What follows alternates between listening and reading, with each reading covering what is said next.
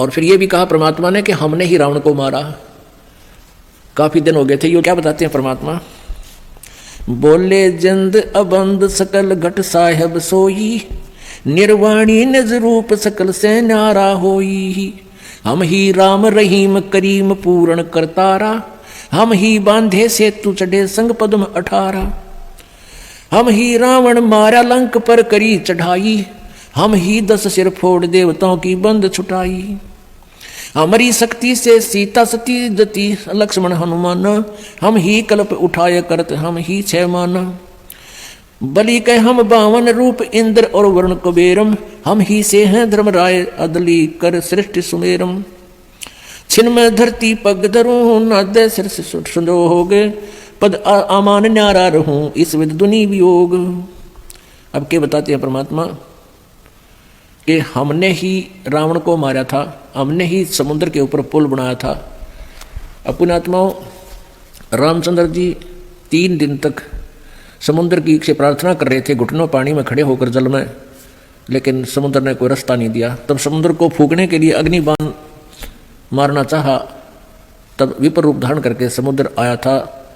श्री रामचंद्र जी से कहा, ब्राह्मण रूप बनाकर आए, कहने लगे भगवान मुझे क्यों फूक रहे हो, इससे आपको क्या लाभ होगा, आप फिर भी पार नहीं हो सकते, बहुत बड़ा गड्ढा बन जाएगा।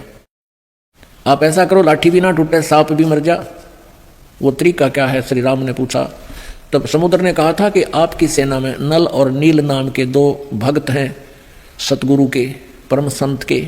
उनके गुरुजी द्वारा दी हुई उनके हाथों में एक शक्ति है, उनके हाथ से पत्थर नहीं डूबते मेरे ऊपर, जल में ऊपर तैर जाते हैं, आप उनका सहयोग ले लो। और वो नल और नील कौन थे? वो कबीर परमेश्वर जी के शिष्य थे। उस समय कबीर परमेश्वर जी प्रत्येक युग में आते हैं, लीला करते हैं। उसी आधार से मुनिंदर ऋषि नाम से प्रसिद्ध थे और सहशरीर सतलोक से यहाँ आए हुए थे, मौजूद थे।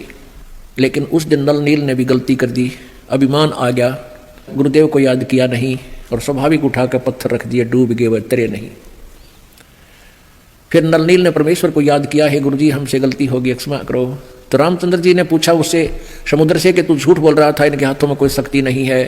समुद्र ने कहा, विपर रूप में खड़े थे, ब्राह्मण रूप में, कि नल नील आज तुमने अपने गुरुदेव को याद नहीं किया, गलती कर रखी है, गुरु जी को याद करो, फिर ये कार्य करो। तब गुरु जी को याद करने लगे।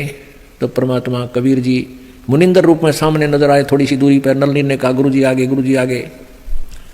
तब परमात्मा आगे, श्री रामचंद्र जी ने उनके चरण छुए, साधु रूप में, ऋषि रूप में आए हुए थे, अपनी समस्या बताई और कहा, आपके शिष्यों से आज ये पत्थर नहीं तैर रहे। परमात्मा ने कहा, अब तैरेंगे भी नहीं, क्योंकि इनमें अभिमान आ गया।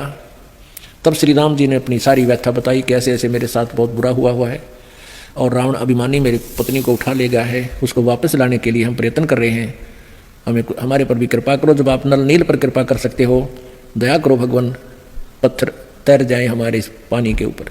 तब परमेश्वर के हाथ में एक सोटी थी, कबीर जी के हाथ में, मुनिंदर जी के रूप में आए हुए थे कबीर परमेश्वर जी पूर्ण ब्रह्म।